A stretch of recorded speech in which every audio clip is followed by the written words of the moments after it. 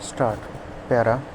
It is the contention of Mr. Deshmukh, learned counsel for the applicant, that as per the prosecution case, the incident in question took place at a time when the mother, father, and uncle of the deceased were present in and asleep in the very house where the incident in question had occurred. He therefore submitted that it was impossible to commit the offence in question at the relevant time.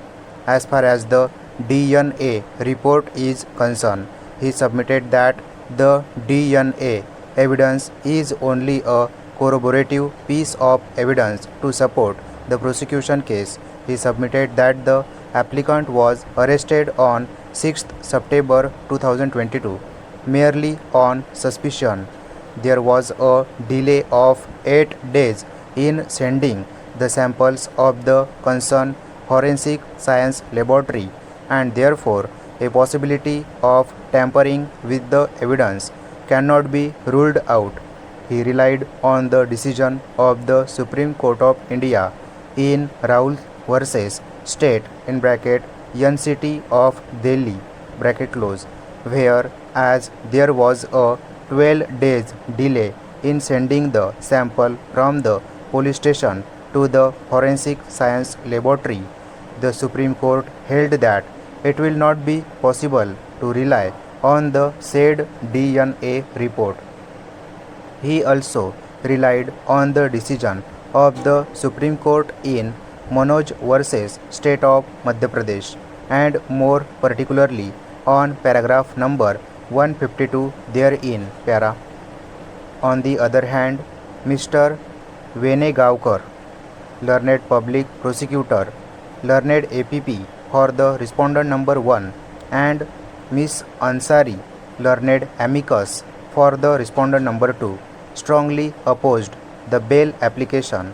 Miss Ansari, learned amicus, submitted that the deceased was 4 years and 2 months old at the time of the incident in question. On the basis of the statements of the mother, father, and uncle of the deceased, it is submitted that the incident in question took place when the father and uncle had gone out and the mother was waiting for them on the stairs.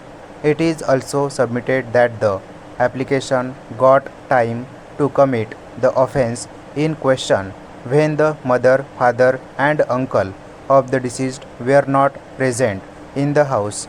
Reliance is also placed on the disclosure statement of the applicant. It is submitted that the applicant, along with the family, left the building on 20th August 2022 without informing anyone. Reliance is also placed on the DNA report, and it is submitted that the bail application be rejected.